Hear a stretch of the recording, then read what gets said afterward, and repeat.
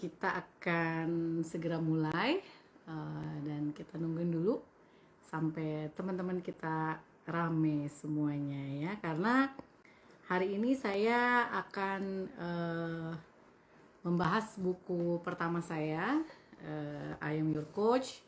Jadi untuk teman-teman yang sudah punya bukunya, ini adalah kesempatan untuk ngobrol bareng mulai dari bab pertama, bab pendahuluan. Wah, Pak Tommy ya, waalaikumsalam.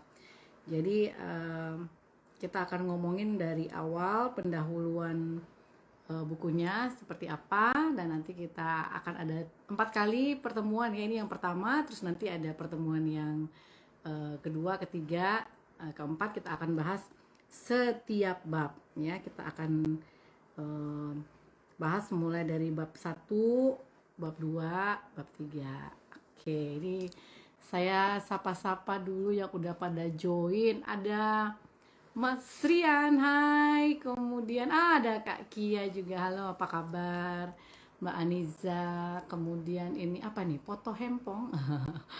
Yesti ada juga, hai.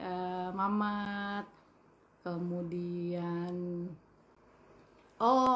Kak Ading juga ada, Masya Allah. Assalamualaikum Kak Ading dan teman-teman semua. Kita akan segera memulai sesi IG Live kita hari ini, tapi saya masih menunggu nih dari Insight ya. Jadi akan ada salah satu nanti dari tim saya yang kita akan ngobrol interaktif bersama-sama di sesi kita hari ini. Gimana kabarnya semua teman-teman? Oke. Babang Sohib, Ustazah Nafisa, assalamualaikum. Kayaknya udah kangen ketemu saya ya, Ustazah ya. Oke, salam kenal Kak Nirsya Habibi. Selamat datang di IG Live saya bersama Insight Group. Kita akan segera memulai sesinya. Dan ini Insight Group sudah join ya. Kak Yesti, apa kabar? Lama tak berjumpa. Pak V Prayogo, halo, apa kabar? Wanti saya baru tanda tangan bukunya ya, sudah siap dikirim. Ini saya sambil tanda tangan buku-buku yang hari ini ada 16 orang lagi yang memesan buku hari ini. Dan by the way, untuk teman-teman yang mungkin belum punya bukunya, masih bisa untuk pesan di tim Insight ya. Oke, baik. Insight Group. Kita akan segera memulai sesi kita. Oke.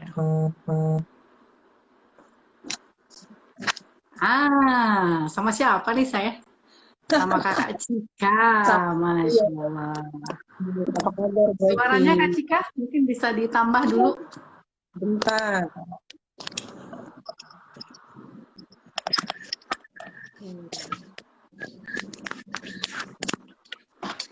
Tes. Waalaikumsalam, Pak Iwan dari Jogja. Apa kabar, Pak? Oke, tes Kak Cika udah? Ya, gimana suara saya sekarang? Apakah sudah kedengeran? Kita cek sama pemirsa ya. Gimana suaranya Kak Cika dari Insight Group? Nah, gimana teman-teman? Halo teman-teman, apa kabar semuanya? Assalamualaikum. Oke, udah kencang suaranya Kak Cika ya. Oke. Nah, ini udah ada yang nanya aja nih, Bu Oci, pesannya lewat mana?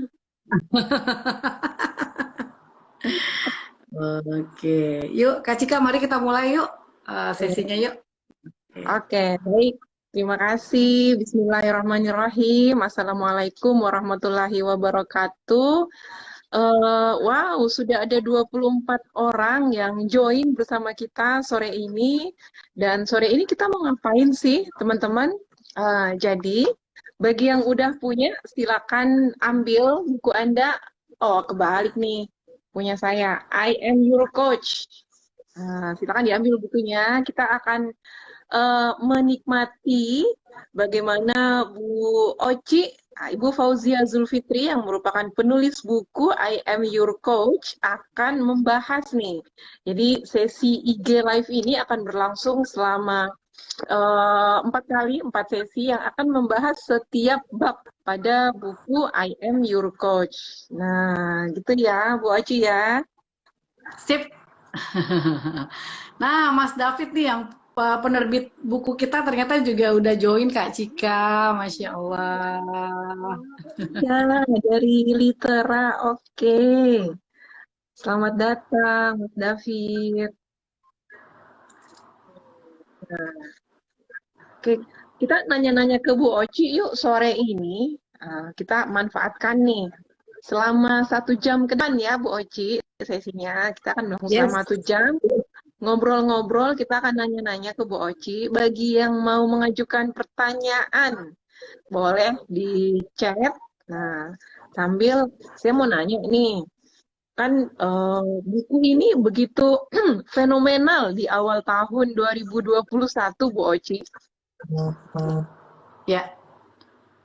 Oke. Nah, Bu Oci, apa sih yang melatar belakangi sehingga Ibu menulis judul I Am Your Coach untuk buku pertamanya Bu Oci?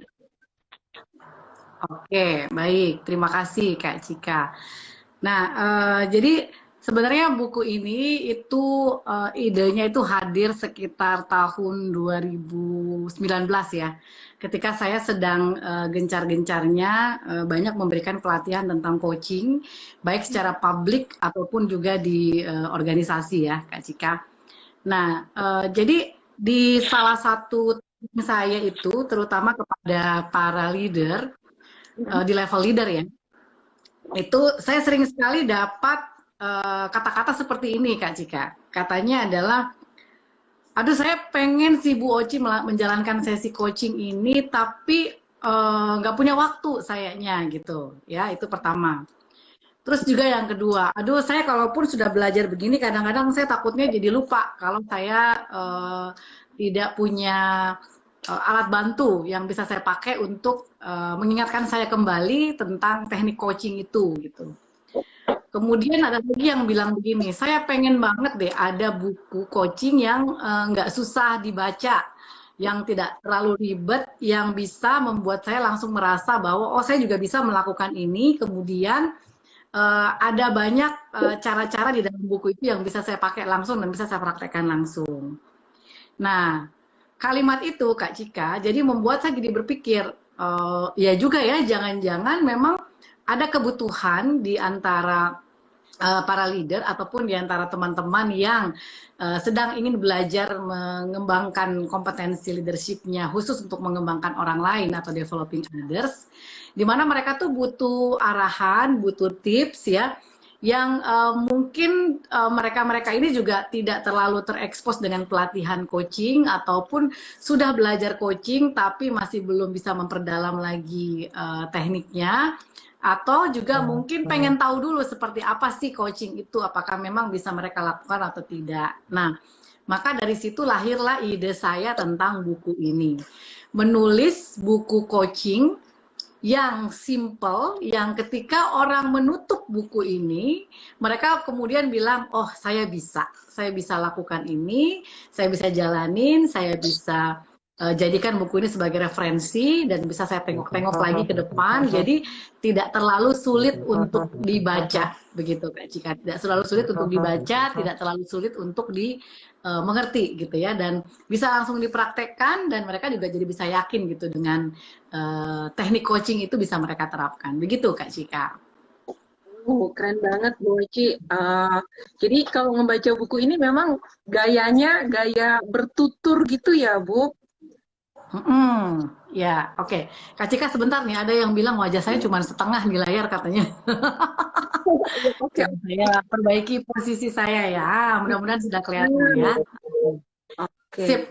Nah, jadi gayanya tuh memang gaya bertutur Kak Cika. Jadi memang buku ini saya buat dengan niat membuatnya menjadi sangat simpel, yang seolah-olah ketika orang membaca itu dia seperti saya ajak ngobrol Jadi bukannya saya ajarin gitu ya, tapi buku ini tuh lebih ke ngajak ngobrol, kemudian memotivasi orang untuk mencoba. Dan ini saya pengen at the end ketika mereka selesai baca bukunya, mereka menutupnya dengan sebuah keyakinan bahwa oh iya saya juga bisa nih menjalankan apa yang ada di dalam buku ini. Karena saya sendiri sebagai seorang pembaca buku tuh kadang-kadang ya dapat buku begitu ditutup, aduh kok saya bingung ya mau mulai dari mana gitu.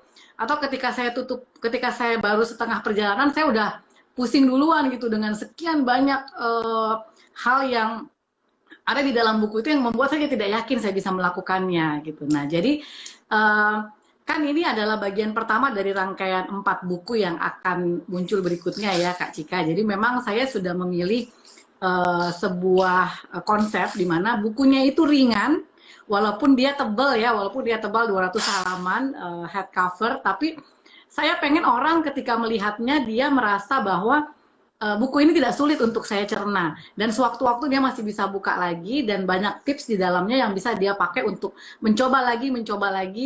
Kemudian dia juga ada panduan khusus yang saya berikan di dalam bagaimana caranya memandu sesi coaching dan menjadikan coaching itu sebagai proses diskusi sehari-hari, proses untuk berbicara sehari-hari dan bisa dipakai dalam situasi meeting, briefing, ataupun yang lainnya yang berkaitan dengan pengembangan karyawan. Gitu Kak Cika. Oke. Nah, tadi Bu Oci bilang ini itu buku pertama dari seri. Kalau di sini kan ada judulnya tuh Bu, Inspiring Leader Book Series. Ya. Ya, Nah, artinya buku ini emang panduan untuk para leader. Nah, terus ya. kalau bukan leader Bu gimana? Bisa baca buku ini nggak? Nah itu. Nah, jadi kemarin kan saya sempat pasang tuh di IG story saya kalau ada teman-teman yang mau titip pertanyaan untuk saya jawab saat ini. Jadi ada memang beberapa pertanyaan. Cocok nggak buku ini untuk yang berusaha dari rumah misalnya ya? Ada ibu-ibu yang bertanya seperti itu. Atau untuk dosen, cocok nggak gitu? Atau ada juga kemarin yang bertanya, ini kalau saya masih belum jadi leader, tapi saya pengen Boci belajar ilmunya gitu, bisa atau enggak ya. Nah, jadi sebenarnya teman-teman buku I Am Your Coach ini ya adalah buku yang bisa dipakai oleh siapa saja karena konsepnya memang konsep sederhana. Bahkan orang tua pun yang ingin belajar menjadi coach untuk anaknya ya bisa curi-curi ilmu juga di sini gitu ya. Jadi ada teman saya kemarin juga seorang konsultan SDM juga, dia bilang ketika baca buku ini dia jadi malah jadi terbersit. Oh iya bisa saya pakai juga ya untuk ngobrol sama anak remaja saya, sama anak mahasiswa saya karena pertanyaan yang ada di sini adalah sesungguhnya skill yang ada di sini sesungguhnya adalah skill yang bisa diterapkan kepada siapa aja. Apakah kita mau pakai untuk ngobrol sama anak buah kita, sama vendor kita, sama klien kita, atau bahkan dengan anak kita atau dengan pasangan kita. Karena teknik khususnya semua saya sharing di dalam buku ini, Kak Cika. Secara simpel, secara sederhana. Begitu. Keren banget. Jadi nggak usah khawatir ya, Bu Oci, kalau teman-teman yang merasa saya belum jadi leader, tapi saya pengen baca, bisa nggak sih? Bisa banget ya, Bu. Bisa banget ya. Ini ada Kak Citra juga nanya, bisakah buat ibu ke anak atau suami ke istri atau istri ke suami? Bisa juga. Nanti kalau baca buku ini, di halaman paling akhir itu ada 100 pertanyaan coaching. Yang mana 100 pertanyaan coaching itu sangat general, bisa dipakai untuk apa saja.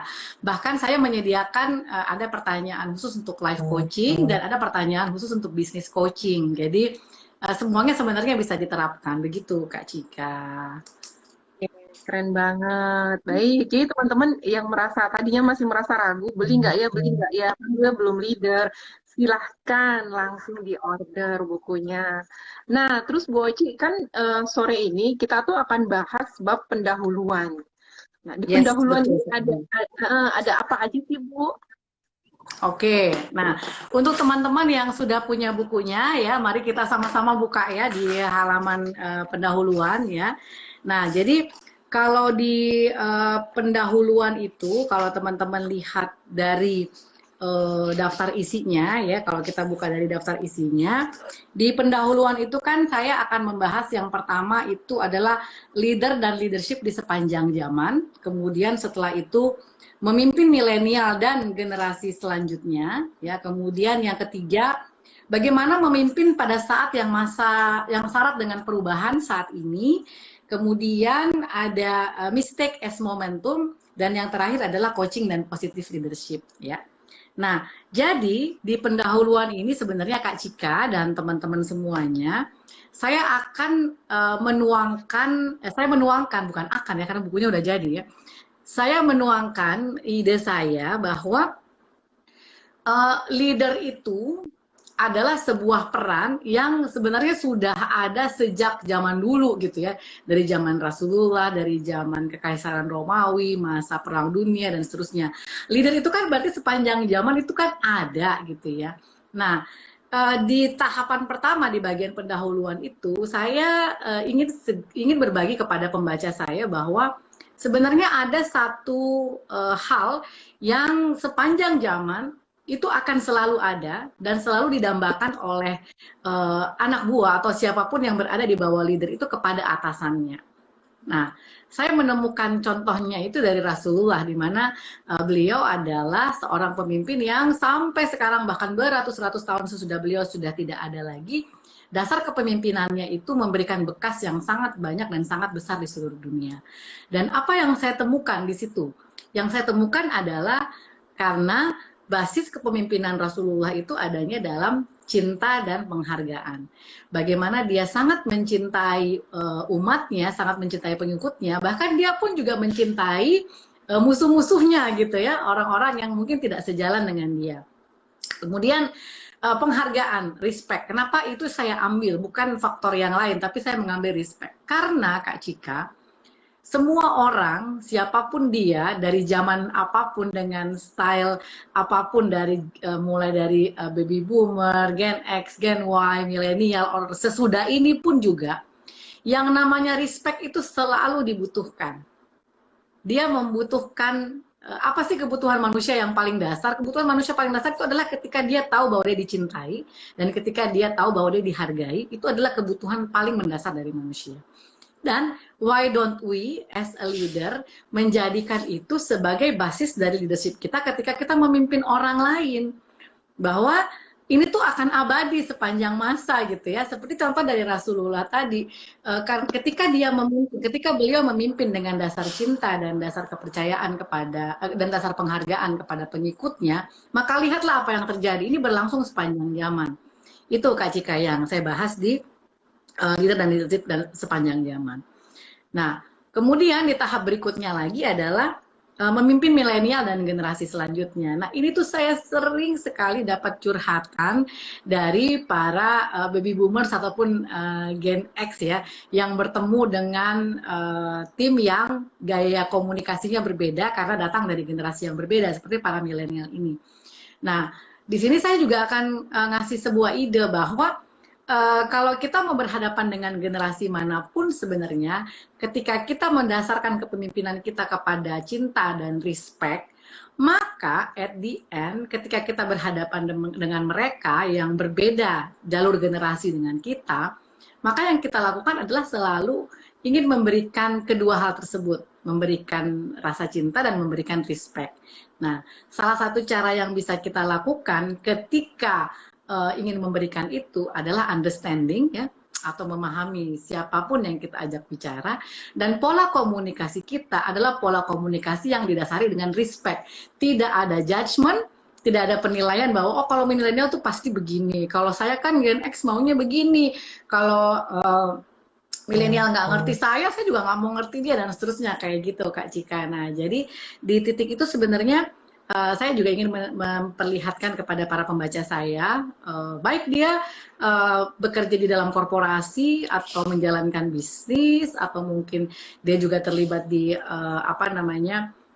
bisnis rumahan, kan tetap juga mengelola orang ya. Nah, ketika mengelola orang itu kan juga pasti beda generasi, ada juga yang berbeda generasi, dan ketika berbeda generasi, apa sih yang akan lebih baik kita lakukan ya? Kita menunjukkan pola kepemimpinan kita dengan dasar dua tadi, respect dan cinta, sehingga pembicaraan yang kita lakukan pun itu juga akan terlepas dari judgement, terlepas dari penilaian, terlepas dari pikiran-pikiran negatif yang terjadi antara satu generasi dengan generasi lainnya. Gitu Kak Cika. Wow, seru kayaknya baru pendahuluan aja udah seru, Bu Oci. Nah, Oke. oke. Nah, ini kan judulnya memimpin dengan cinta dan penghargaan ya, Bu. Kalau Bu Oci Ya. ceritakan tadi basisnya itu cinta dan penghargaan.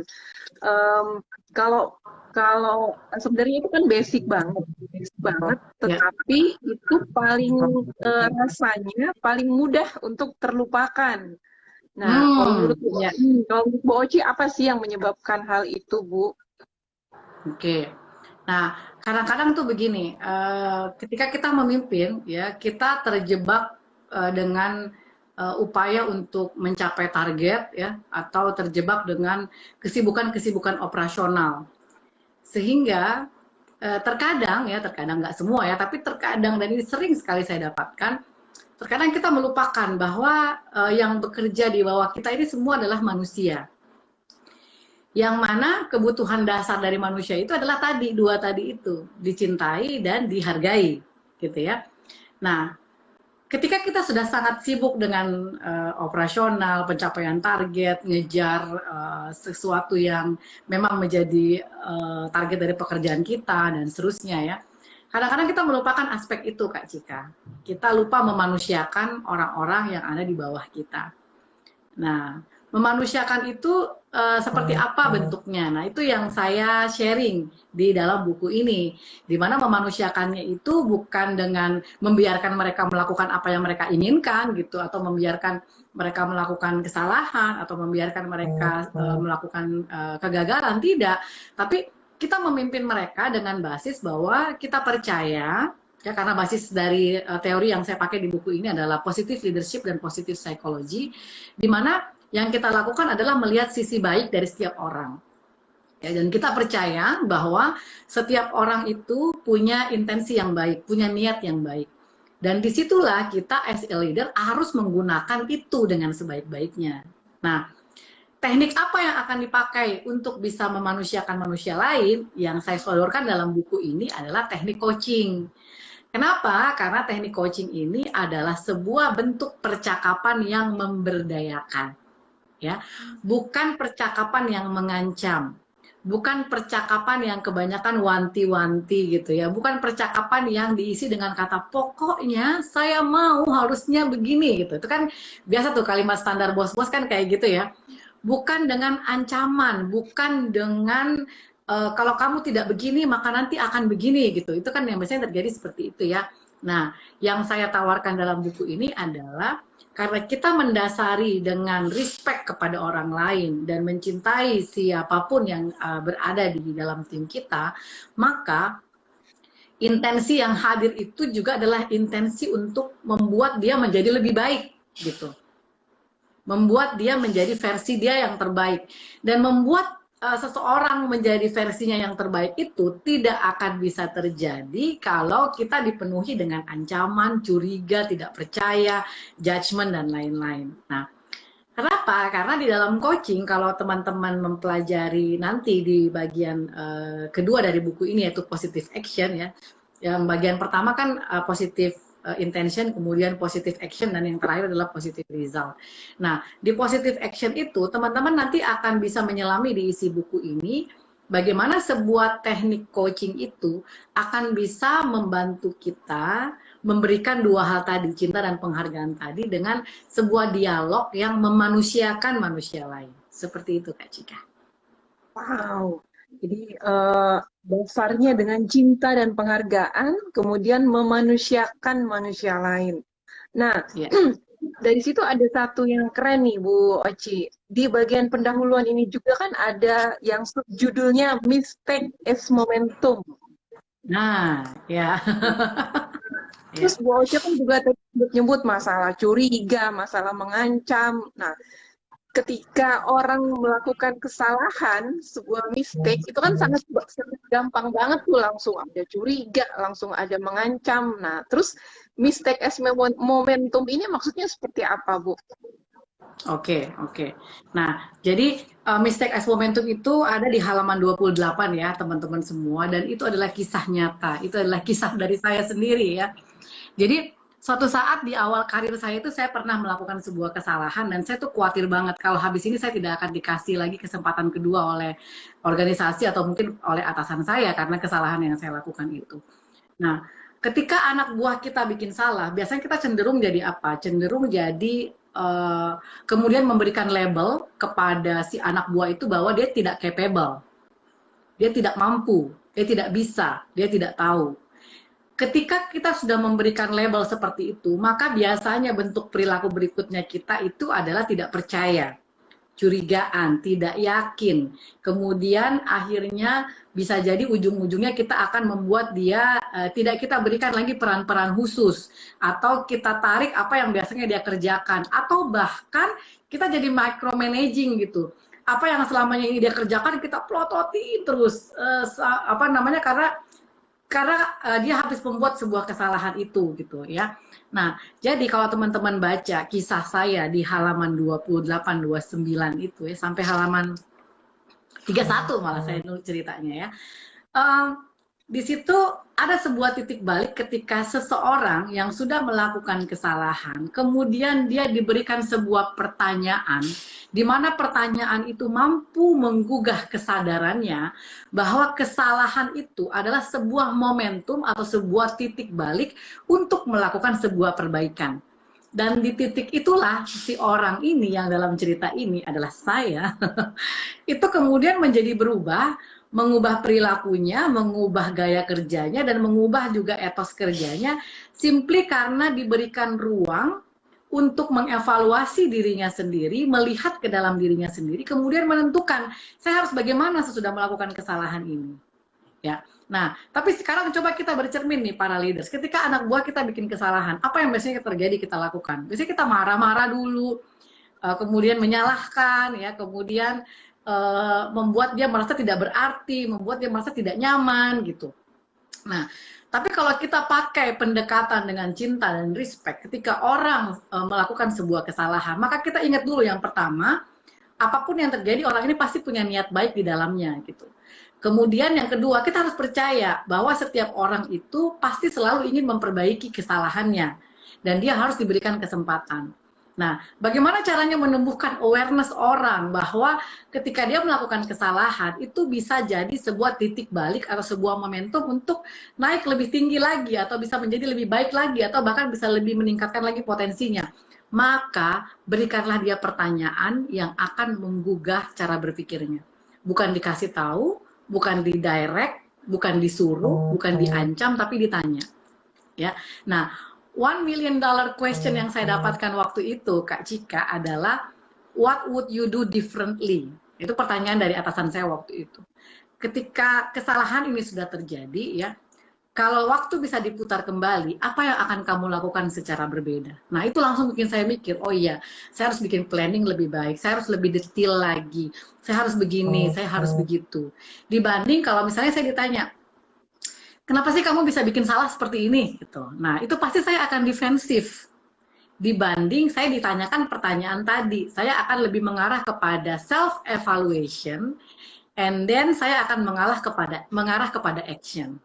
Gitu. Seperti itu Kak Cika. Jadi mistake as momentum di sini itu adalah sebuah contoh sebenarnya yang ingin saya perlihatkan kepada pembaca saya bahwa kita nggak boleh melihat kejadian itu as is aja gitu ya, tanpa kita berusaha untuk memahami mengapa orang berbuat kesalahan. Ya, nah sesudah kita pahami maka kita bantu dia untuk menemukan awareness bahwa it's okay to make mistakes, tapi kita mesti review, evaluasi, kemudian bikin action kita seterusnya mau bagaimana, gitu Kak Cika.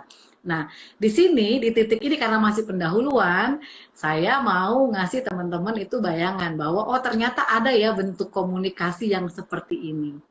Dan teman-teman, ini adalah bentuk dialog coaching.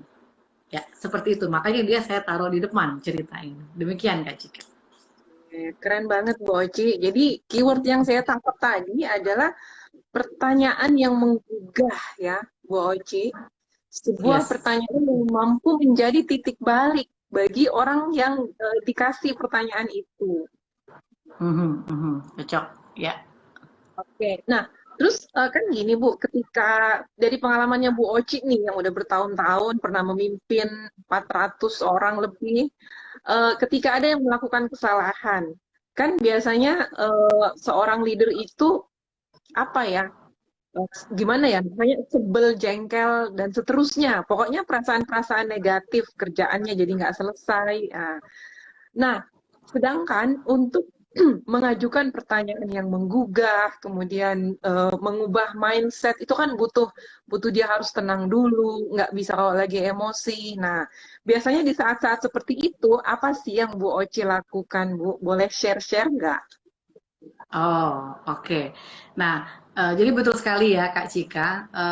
Ini saya ingat kembali dengan proses pemberdayaan orang lain ya. Kita nggak akan bisa memberdayakan orang lain kalau kita sendiri sedang tidak dalam keadaan berdaya gitu. Jadi jangan harap kita bisa ngebantuin orang lain yang jatuh ke sungai kalau kitanya nggak bisa berenang kan gitu ya.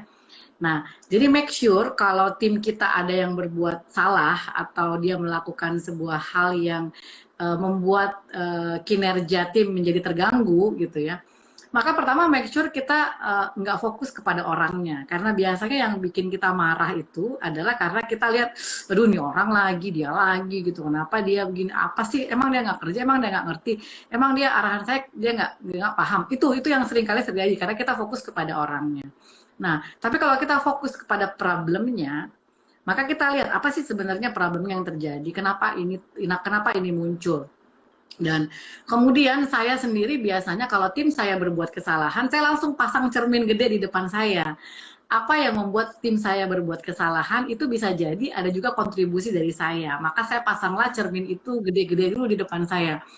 Tim saya dibikin salah, ada kontribusi saya nggak? Jangan-jangan saya belum ngajarin, jangan-jangan saya nggak nyontohin, jangan-jangan saya kurang menginspirasi dia untuk melakukan hal yang benar, atau dia tidak tahu bagaimana melakukannya dengan benar. Nah itu semua berarti koreksi dirinya harus di leadernya juga gitu kan. Nah berarti ketika tim kita melakukan kesalahan, kita jangan langsung direct ngamuk-ngamuk, marah-marah, tapi tenangkan diri kita dulu, kemudian kita fokus tidak kepada orangnya, tapi kita fokus kepada problemnya.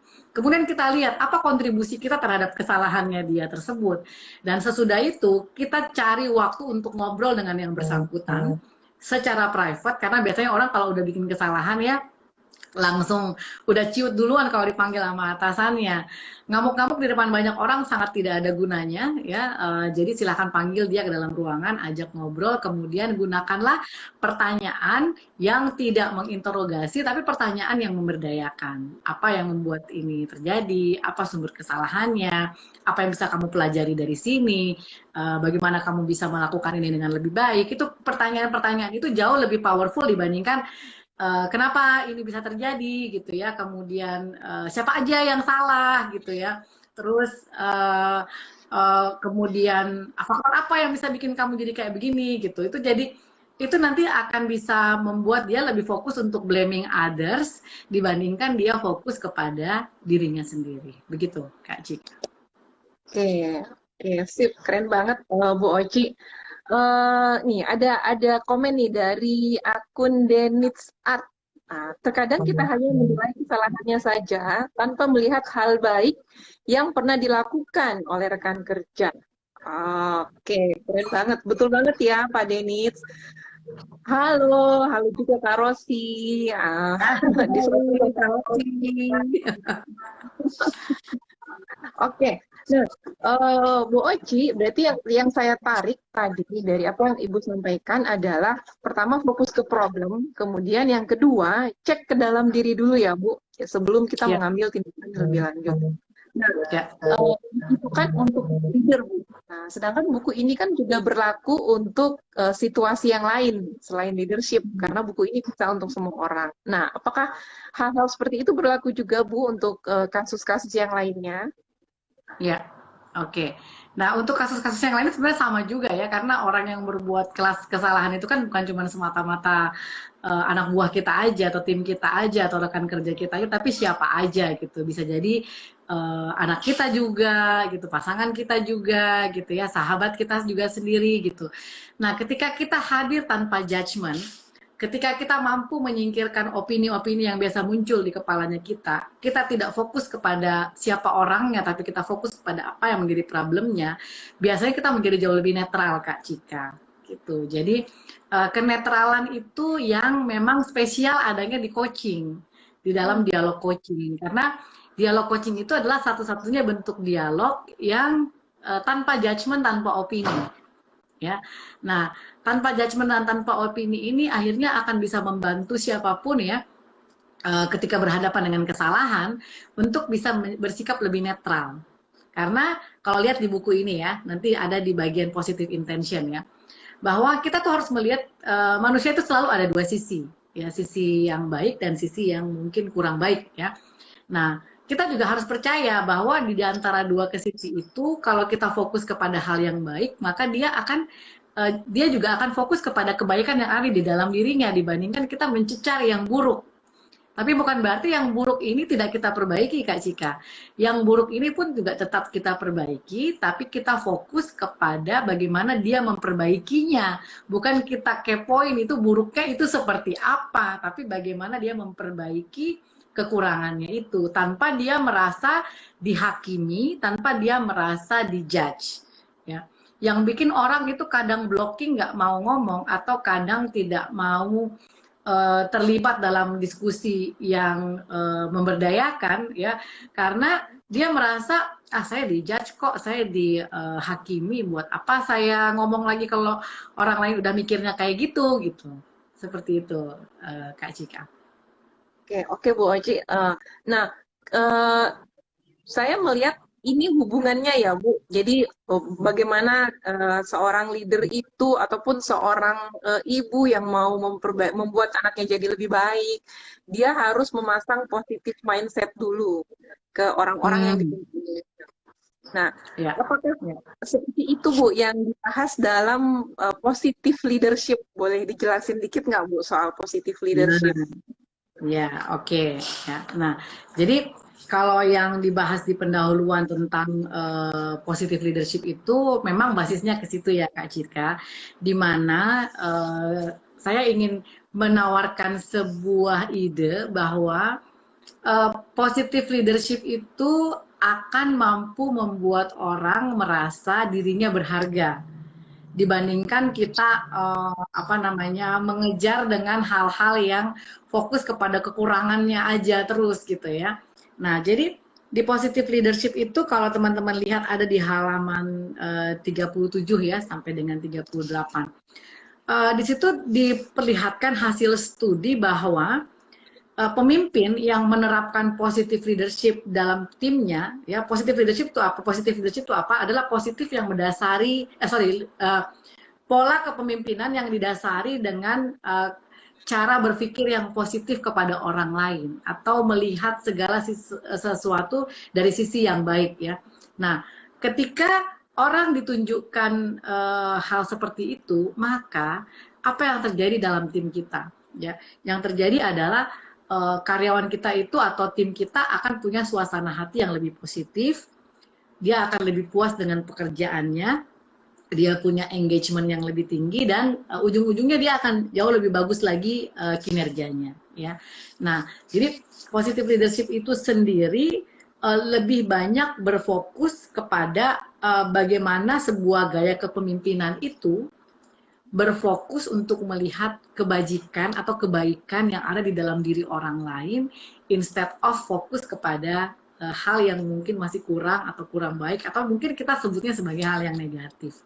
Begitu Kak Cika. Jadi seorang pemimpin yang punya basis positif leadership itu bukan orang yang curigaan ya, bukan orang yang nggak percayaan, kemudian bukan orang yang apa namanya suka mengancam, bukan orang yang dikit-dikit sangat dominan menentukan harus dia yang maunya yang didengarkan, seperti itu. Jadi positive leadership itu konsepnya kurang lebih seperti itu Kak Cika. Secara simpel ya. Oke, baik. Nah, satu quotes-nya Bu Oci yang saya terkesan banget di bagian positive leadership ini, Bu Oci adalah do it from love, not for love. Ya, Nah, itu buat saya kena banget deh. ya. Oke. Kena banget buat Jika ya. Not for love. Dan di sini kelihatan kalau menjadi leader itu ternyata tidak mudah dan banyak hal yang mesti dikuasai. Itu sih, Bu Ya, Oci. yes, Nah, yes. oke. Nah, Bu Oci, nih teman-teman setelah melihat pembahasan pendahuluan ini kayaknya Mhm. banyak yang penasaran sama bukunya, terutama yang belum punya nih. Nah, Mhm. eh, ya, gimana apakah masih ada Bu stoknya? Sebenarnya stoknya sudah mulai menipis Kak Cika. Tapi kalau kami rencana akan cetak lagi bulan depan ya. Jadi kalau teman-teman masih berminat ingin baca bukunya, nanti bisa buka klik di www.iamyourcoach.co.id. Sebenarnya di linknya di bio saya ada ya, di bio Instagram saya ada. Teman-teman bisa klik di situ. Nanti di situ bisa diarahkan untuk apakah mau beli langsung lewat Tokopedia, apa mau lewat WhatsApp ke Kak Mbak Agnes nanti yang akan bantuin, atau ada beberapa reseller kami yang ada di Depok, di Bandung, di Makassar juga. Teman-teman silahkan pilih mau pakai jalur yang mana. Ya, jadi bukunya masih ada, tapi stoknya sudah menipis ya, sudah kurang dari 100. Mudah-mudahan bisa cepat kami lengkapi lagi. Insya Allah bulan depan akan tambah cetakannya lagi. Begitu Kak Oke, Cika. sip. Berarti buru-buru aja pesan, karena kalau kehabisan harus nunggu cetakan berikutnya ya, Bu Oci ya. Ya, nunggu sebulan, Oh, 20 nunggu hari kurang sebulan. lebih. Oke. Nah, ini ada pertanyaan nih di chat, Bu Oci. Mbak Oci, ada buku apa lagi buat bahan bacaan tentang leader nih dari Dennis Art? Oke. Ini kebetulan di belakang saya banyak nih. Yang simpel-simpel sih tuh kayak dan juga ada juga di toko buku ya, itu Five Level of Leadership dari John Maxwell. Itu gampang gampang dipahami. Kemudian apalagi saya punya? Oh, ini saya punya Simon Simon Sinek, Start with Why, itu juga ada, itu juga bagus. Atau The Leader It Lasts dari Simon Sinek juga ada. Kemudian apalagi ya? Oh ya, para leader juga wajib baca emotional intelligence ya. Jadi biar punya kecerdasan emosi sebagai seorang leader. Kemudian apalagi ya? Hmm, itu sih kalau mau yang simple-simple ya, yang gampang. Saya jadi lupa lagi nih, apalagi yang bisa dibaca sama teman-teman ya. Kalau yang di belakang saya itu. Kemudian ya Maxwell ini yang paling banyak saya punya sih sebenarnya, sama Simon Sinek yang banyak saya baca itu Kak Cika. Sip, baik. Jangan disebutin semua, Bu. Nanti ngiler saya. Nah, Baik. Nah, teman-teman, eh, dari Kak Yakti nih, mau Mbak sama tanda tangan penulisnya juga. ya Oke. silakan. Nah, Iya. Siap. Nah, teman-teman yang mau mengajukan pertanyaan, kita masih ada waktu berapa menit lagi nih waktunya Bu Oci? Harus nanya dulu. waktunya ini kayaknya sisa 15 menit Kak Cika. Oke, 15 menit lagi ya. Oke, sip. Ya, Boleh ya. teman-teman kalau ada yang mau mengajukan pertanyaan melalui chat box. Nah, buru-buru aja nih ditanyain. Mumpung Bu Oci ada waktu, susah nyari waktunya Bu Oci. Hmm, oke. Nah, Bu Oci kalau di buku ini kan ditulis Inspiring Leader Book Series. Nah, apakah itu Ya, berarti ya. akan ada buku-buku selanjutnya? Ya, insya Allah akan ada 3 buku lagi ya Kak Cika. Dan buku ini juga sama lahir dari hal yang sering sekali saya temukan menjadi problem di antara para leaders atau yang baru belajar jadi leaders ya. Jadi buku yang kedua nanti itu insya Allah tentang assertive leader ya. Jadi bagaimana menjadi pemimpin yang tegas ya. Jadi di buku yang kedua itu memimpin dengan cinta dan ketegasan. Ya, jadi bagaimana bisa bersikap tegas dengan pola komunikasi yang asertif itu nanti ada di buku yang kedua. Kemudian buku yang ketiga itu Motivating Others. Jadi Motivating Others. Jadi bagaimana bisa memotivasi orang lain, itu ada di buku yang ketiga. Dan yang buku keempat itu bagaimana membangun high performance team.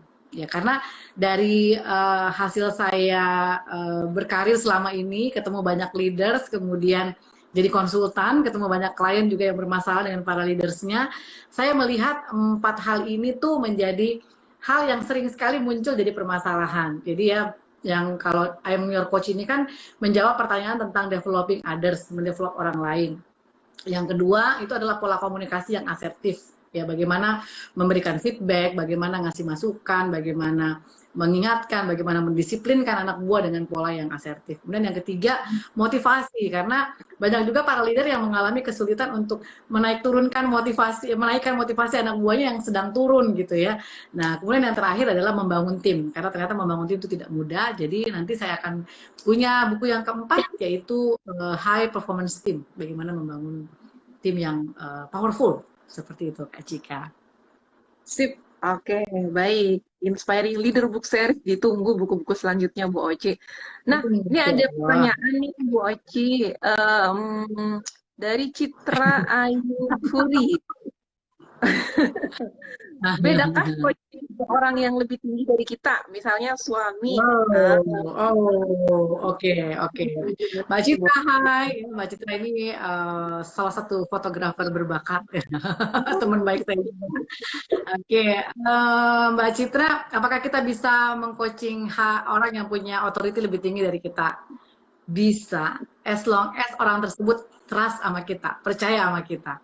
Maka yang harus kita bangun duluan adalah kepercayaan, bagaimana orang tersebut itu bisa percaya sama kita gitu. Percaya dalam artian begini, dia bebas ngomong apa aja tanpa dijudge, dia bebas ngomong apa aja nggak dipotong gitu ya. Kemudian dia juga bebas untuk mengungkapkan pendapatnya tanpa rasa takut untuk dihakimi gitu ya, tanpa ada rasa takut juga untuk kita akan punya perlakuan yang berbeda setelah dia bersikap lebih terbuka gitu. Nah, jadi sebenarnya intinya siapapun bisa kita coaching asalkan dia percaya sama kita. Maka tugas utamanya kita adalah membangun kepercayaan itu. Dan itu juga tipsnya ada di buku ini Kak Cika, di bagian yang kedua, di positive action. Jadi nanti kita bahas di G-Live berikutnya ya. Ya, seperti siap. itu. Oke. Sip. Terima kasih ya Bu Oci. Terima kasih juga Kak Citra Ayu untuk pertanyaannya. Nah, dari Kak Dita nih ada lagi. Apakah harus nunggu tahun depan untuk series bukunya, Bu? Nah, Mohon doain aja, Kak. iya. Insya Allah Ya. buku yang kedua pertengahan tahun ini, Kak Dita. Yang ketiga nanti mungkin akhir tahun atau awal tahun depan. Jadi rencananya 1 tahun 2 buku ya. Jadi insya Allah mohon doanya ya. Ya, Insya Allah didoakan Bu Oci. Udah gak sabar nih pemirsanya. Terus ada dari Kak Badrawati. Bu, gimana mengatasi emosional sebagai seorang leader jika kita yang adjust dengan sesuatu yang tidak kita lakukan? Makasih Bu. Oh, baik. Nah, Bu Badrawati ini dulu tim saya waktu di Trans ya, Kak Cika by the way. Oh, baik. Oke. Salam Nah, kenal ya. jadi Mbak Wati, sebenarnya jawabannya ini udah ada di pertanyaannya Mbak Wati. Bagaimana mengatasi emosi kita ketika berhadapan dengan sesuatu yang kita dituntut untuk melakukan sesuatu yang mungkin tidak sesuai dengan diri kita, barangkali begitu ya. Kalau saya mencoba untuk memahami pertanyaannya Mbak Wati. Ya, emosi itu ya intinya adanya dikendali Kak, dikontrol ya, dikontrol. Karena saya ingat sekali pesan dari salah satu leader saya dulu waktu saya masih bekerja di salah satu multinasional di Jakarta. Disampaikan oleh atasan saya itu kayak gini, dia bilang sekali saja kamu kehilangan kendali terhadap emosi kamu, maka kamu akan kehilangan segalanya. Itu kata beliau dulu begitu. Jadi saya ingat banget kata-katanya, sehingga yang saya lakukan ketika berhadapan dengan situasi yang unfavorable sekalipun gitu ya, sesuatu yang sangat tidak menyenangkan sekalipun, saya mengambil tanggung jawab untuk mengendalikan diri saya dibandingkan saya mengendalikan orang lain. Karena kan kita tidak mungkin bisa mengontrol orang lain, tapi yang bisa kita kendalikan adalah diri kita sendiri. Bagaimana kita mengelola diri kita sendiri. Dan kita tidak akan bisa mengendalikan diri kita jika kita tidak paham apa yang menjadi tujuan besar kita gitu. Jadi kalau kita tahu bahwa oh saya ingin segala sesuatunya itu menjadi lebih baik gitu ya. Maka kalau saya mau segala sesuatu menjadi lebih baik, kalau saya marah atau saya ngamuk, itu kan pasti kondisi menjadi tidak nyaman, tim saya tidak suka dan seterusnya. Maka kalau saya tahu maka tujuan besar saya adalah ingin menjadikan semuanya lebih baik, maka kendalinya harus ada di dalam diri saya sehingga tidak muncul friksi, tidak muncul hal-hal negatif, tidak muncul konflik dan seterusnya gitu ya. Jadi kalau kita ingat apa tujuan besar kita, biasanya kita akan jauh lebih mudah untuk mengendalikan emosi kita. Walaupun ada tips-tips yang lain ya. Cara yang lain ya biasanya mungkin kalau kita sangat-sangat emosional di satu kondisi ya kita pindah tempat dulu, menenangkan diri dulu. Karena kalau kita lagi emosi tingkat tinggi itu sangat disarankan untuk tidak langsung ngomong atau ngambil action karena biasanya kita sedang dibajak oleh emosi kita sendiri. Maka menenangkan diri itu menjadi satu hal yang penting juga ketika kita berhadapan dengan situasi yang tidak menyenangkan, menyingkir, pindah, kemudian tarik logika kita sehingga logika kita menjadi lebih dominan, tarik kemampuan kita untuk melihat segala sesuatu secara realistis supaya kita bisa mengambil keputusan dengan jauh lebih objektif dibandingkan kita melibatkan emosi kita. Begitu, Kak Cika. Ya. Oke, wow, keren banget. Nah, saya mau kasih komentar. Tadi masih ada pertanyaan lain nih, Bu Oci. Ya. Ya, dari Pak Rial Muara. Nah, bagaimana dengan karyawan yang sudah apatis, tidak mau kembangkan diri? Apa yang sebaiknya dilakukan, Bu Oci? Silakan. Ya. Ya, ini pertanyaan dibina apa dibinasakan ya? Oke, nah jadi teman-teman, kalau kita berhadapan dengan kondisi yang seperti ini ya, Pak Rial ya, terutama untuk orang-orang yang memang sudah sulit sekali untuk mau didorong ya. Jadi ibarat itu kita kayak dorong mobil mogok di tanjakan ya. Kita berhenti, kita yang terlibat gitu ya. Tapi kalau kita dorong pun kita kecapean sendiri gitu. Nah, jadi sebenarnya kalau kita melihat kondisi yang seperti ini, itu kan adalah tipe karyawan yang memang sudah unmotivated ya, sudah tidak termotivasi lagi, terus tidak capable pula ya, tidak punya kapabilitas yang tinggi. Nah, maka apa yang harus kita lakukan terhadap orang-orang seperti ini? Biasanya saya akan mengajukan 3 pertanyaan penting kepada leader yang punya anak buah kayak gini. Yang pertama, apakah dia key position? Apakah dia berada di key position, posisi kunci? Kalau iya, berarti kita harus mengusahakan memaksa diri kita untuk bisa membantu dia keluar dari permasalahannya. Kita lakukan semua hal, di training, di coaching, di directing, di mentoring, kita lakukan semuanya. Tapi kalau dia bukan key position, ya, maka sekarang itu bisa menjadi lebih mudah buat kita. Ya. Kemudian yang kedua, pertanyaan kedua yang biasa saya ajukan adalah, apakah selain dia tadi, apakah dia key position? Yang kedua adalah, apakah dia mudah digantikan? Ya. Nah, kalau ternyata dia mudah untuk digantikan, maka harusnya kita tidak perlu terlalu worry dengan kehadirannya dia. Jadi gampang kita memutuskan apakah kita mau bina dia atau kita mau binasakan. Kemudian pertanyaan yang ketiga, ya, selain dia apakah dia key position atau tidak, apakah dia mudah digantikan? Yang ketiga adalah apakah banyak orang yang bisa menggantikan posisinya dia? Karena percuma dia mudah digantikan, tapi di luar sana posisi tersebut itu sulit untuk diisi karena spesifik dari jabatan itu sendiri gitu. Nah, kalau 3 pertanyaan ini semua jawabannya no, gampang Kak Cika, tinggal dibinasakan. Tapi kalau dari 3 ini ternyata jawabannya ada 2 yang yes atau 3-tiganya yes, maka yang harus dilakukan oleh organisasi atau harus dilakukan oleh si leader ini adalah menggunakan semua teknik. Karena dia kapabilitasnya sedang turun, maka dia harus di training, dikasih tahu ulang, diberitahu ulang how to and what to do and how to do. Kemudian dibangkitkan motivasinya melalui apa? Melalui coaching. Ya, kemudian diberikan advice melalui apa? Melalui mentoring, dikasih tips, dimentor khusus, ditemenin khusus, diajarin khusus oleh atasannya langsung. Ya. Kemudian yang ketiga, didirect, dikasih arahan, dia harus begini, harus begini. Nah, yang paling repot untuk menghadapi karyawan yang punya tipe kayak gini adalah leadernya. Nah, jadi biasanya saya tanyain lagi juga sama leadernya, Anda punya cukup energi nggak untuk ngurusin orang ini? Kalau enggak, ya dibinasakan aja. Kalau memang cukup punya energi, maka lakukanlah semua hal yang tadi. Tapi kalaupun dia ternyata tidak bisa dibinasakan, maka apa yang mesti dilakukan? Saya biasanya sarankan lagi kepada para leader. Kalau dia tidak bisa dibinasakan, maka yang dilakukan adalah menggunakan hal yang terbaik yang ada di dalam dirinya. Udah itu aja yang kita fokusin. Misalnya, dia hanya bisa di satu bidang tertentu, yang lain dia nggak bisa. Tapi orang ini juga nggak bisa kita pecat karena dia siapanya siapa mungkin, atau ada faktor-faktor lain yang kita tidak bisa membuat orang ini dengan mudahnya kita pecat. Maka pergunakanlah dia di aspek yang dia sangat bagus, ya. Kalau kata Bu Eki, cocok, bismillah dibinasakan. Kemudian kita pergunakan hal yang terbaik dalam dirinya dia, kemudian kita membuat dia merasa bahwa dia masih bisa dipercaya untuk area tersebut, ya. Nah, orang kembali lagi ke positive leadership tadi, Kak Cika, ya. Ketika orang sudah diberikan kepercayaan, kemudian dia akhirnya pelan-pelan muncul kepercayaan dirinya bahwa ternyata saya capable kok, ternyata saya mampu dan saya dipercaya. Insya Allah dia tuh pelan-pelan akan bisa menaikkan motivasinya untuk belajar hal baru lagi gitu, atau mengubah dirinya untuk menjadi lebih baik lagi. Jadi dimulai dari situ sebenarnya, Kak Cika. Nah, jadi jawablah pertanyaan-pertanyaan tadi dulu, ya. Punya energinya cukup apa enggak? Kalau enggak, ya jangan, binasakan aja gitu. Kalau terus dia penting enggak? Kalau enggak penting, ya udah binasakan gitu. Kalau dia mudah digantikan, ya udah kita gantikan sih sama orang lain.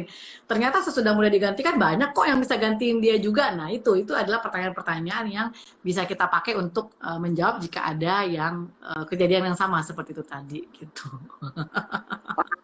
Banget, Gitu. lengkap nih Pak Rial, mudah-mudahan dapet ya. Kalau sempat dicoret-coret tadi, bisa dibuat flowchart-nya ini Pak untuk ngambil keputusan. Iya, iya.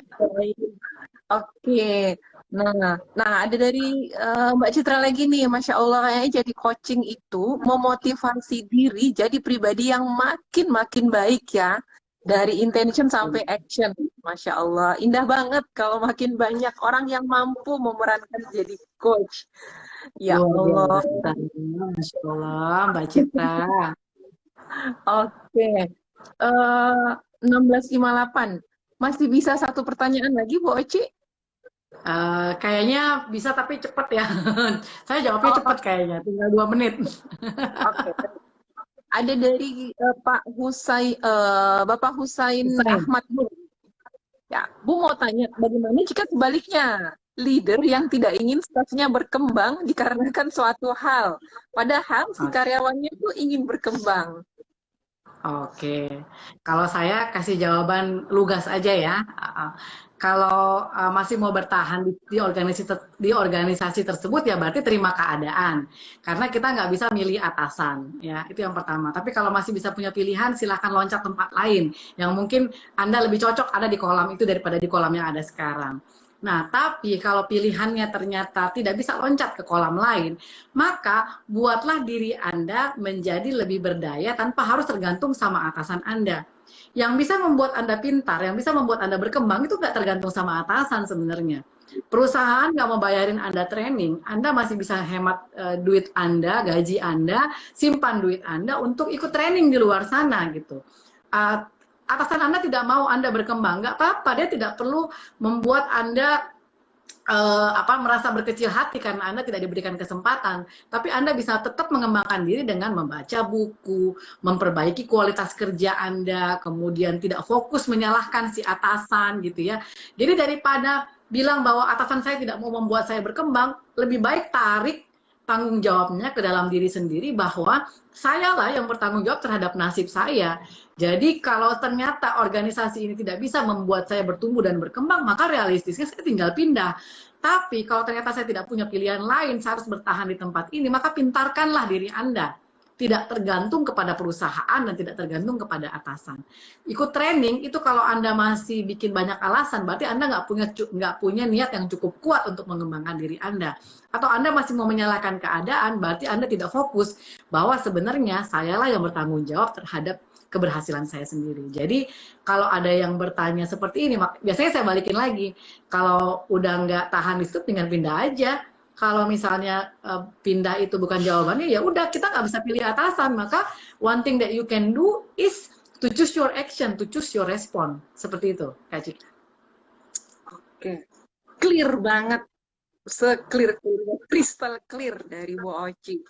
Mudah-mudahan artinya kalau yang saya tangkap di sini adalah kontrol dan mengambil tanggung jawab untuk diri sendiri ya, Bu Oci ya. Betul, betul. Sip, gitu. Nggak terasa Bu Oci udah lewat 1 menit dari jam.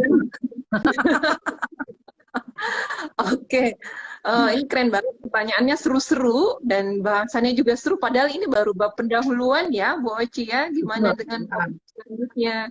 Oke, baik teman-teman, Bapak Ibu. Untuk yang tertarik dengan bukunya, kalau belum punya, boleh langsung kunjungi website www.imyourcoach.co.id atau ada juga di link bio-nya Bu Oci, ada juga di link bio-nya Instagram dari Insight Group ID. Nah, di sana akan kita teman-teman punya 3 pilihan untuk transaksi. Yang pertama, boleh pakai Tokopedia. Bisa dapat gratis ongkir kalau di Tokopedia nih katanya. Terus boleh via WA dengan Mbak Agnes, nanti diladenin oleh Mbak Agnes di 0822 2559 9003. Atau kalau nggak sabar pengen langsung dapat bukunya, silahkan cek reseller resmi di kota-kota terdekat.